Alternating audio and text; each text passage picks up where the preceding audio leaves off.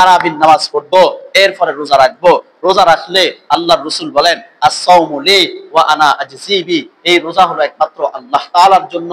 হাদিসে কুদসির মধ্যে আল্লাহ তাআলা বলেন যে আস-সাওমু লি, এই রোজা একমাত্র আমি আল্লাহর জন্য, ওয়া আনা আজজি বি, এবং এই রোজার প্রতিদান আমি আল্লাহ তাআলা নিজ হাতে দান করব।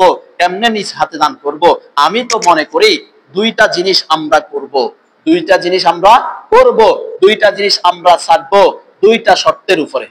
কি বলছি? দুই জিনিস করব, দুই জিনিস ছাড়বো, দুইটা শর্তের উপরে।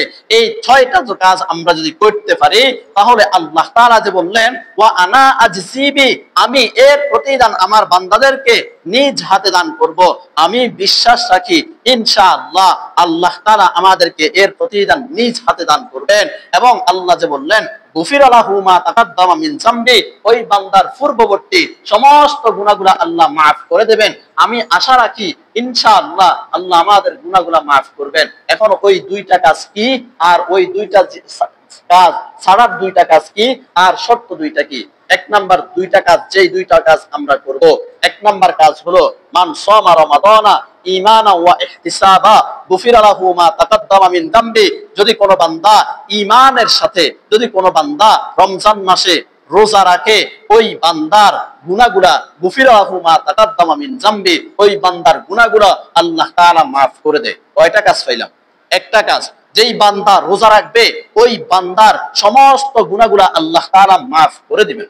সুবহানাল্লাহ। দ্বিতীয় নাম্বার কাজ ওয়ামান কামা রমাদানা ঈমানা ওয়া ইহতিসাবা গুফিরা লাহু মা তাকাদ্দামা মিন যামবি, আর যদি কোনো বান্দা রমজান মাসে কিয়ামুল লাইল করে, তারাবির নামাজ পড়ে, তাহাজ্জুদের নামাজ পড়ে, আল্লাহর রাসূল বলেন গুফিরা লাহু মা তাকাদ্দামা মিন যামবি, ওই বান্দার সমস্ত গুনাহগুলা আল্লাহ তাআলা মাফ করে দিবেন।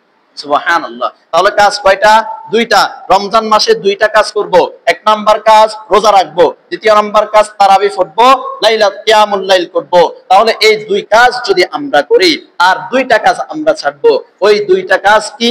আল্লাহর রাসূল সাল্লাল্লাহু আলাইহি ওয়াসাল্লাম বলেন, আল্লাহর রাসূল সাল্লাল্লাহু আলাইহি ওয়াসাল্লাম বলেন যে তোমরা যখন রোজা রাখবা রমজান মাসে, তোমরা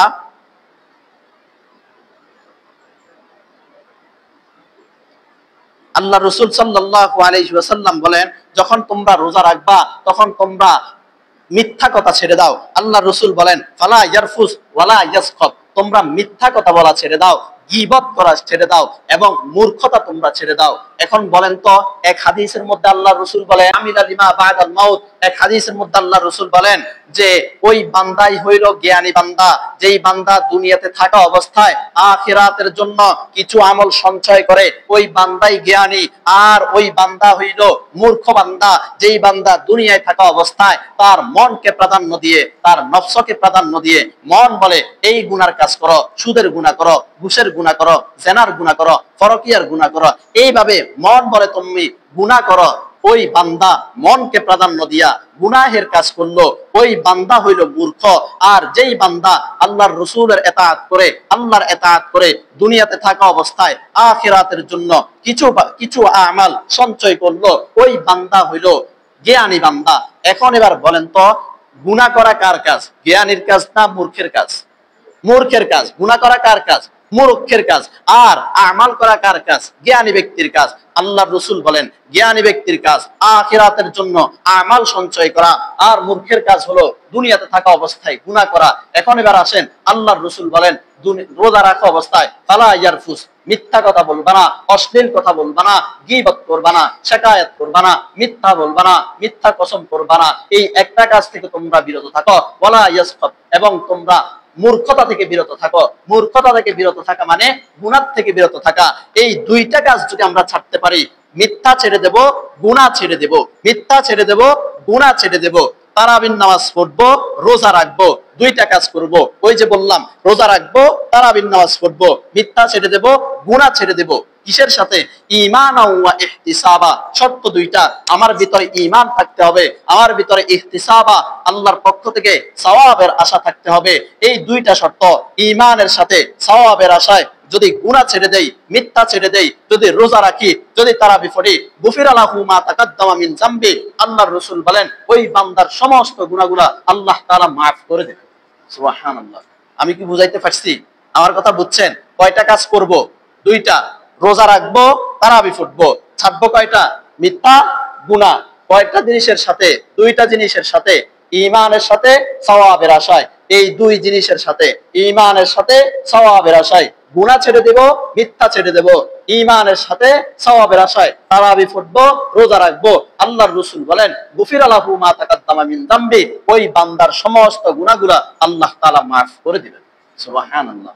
এরপর আরেকটা হাদিসের মধ্যে আল্লাহর রাসূল সাল্লাল্লাহু আলাইহি ওয়াসাল্লাম বলেন, লাম ইয়াদা কাউলুজ জুরি ওয়া আমালি বিহি, যদি কোনো বান্দা রোজা রাখার পরেও মিথ্যা ছাড়তে না পারে, গুনাহ যদি ছাড়তে না পারে, ওই বান্দার ব্যাপারে আল্লাহর রাসূল বলেন, ফালাইসাল্লাহি হাজাতুন ফি আন ইয়াদা তুআমাহু ওয়া শারাবাহু, ওই বান্দা যে সারাদিন কিছু খেলো না, সারাদিন কিছু পান করলো না, এইটা আল্লাহর জন্য ফালাইসাল্লাহি হাজাতুন, আল্লাহর জন্য প্রয়োজন নাই। সারাদিন কিছু না খাওয়া, সারাদিন রোজা না রাখা, এটা আল্লাহর জন্য প্রয়োজন নাই। আল্লাহর জন্য প্রয়োজন হইল ওইটা যেটা রোজা রাখার পরে বান্দা গুনাহ ছেড়ে দিবে, মিথ্যা ছেড়ে দিবে। যদি গুনাহ ছাড়তে পারে, যদি মিথ্যা ছাড়তে পারে, আল্লাহর জন্য এই রোজাটা হবে প্রয়োজন। আল্লাহ বললেন, এই রোজা হলো আমার জন্য, ওয়া আনা আজজিবি, এই রোজার প্রতিদান আমি আল্লাহ দান করব। সুবহানাল্লাহ। তাহলে আমার কথা বুঝছেন নি? দুইটা ছাড়বো, দুইটা করব, দুইটা শর্তের সাথে। ইনশাআল্লাহ আমরা আশাবাদী আল্লাহ তাআলা আমাদের গুনাহগুলো মাফ করে দিবেন।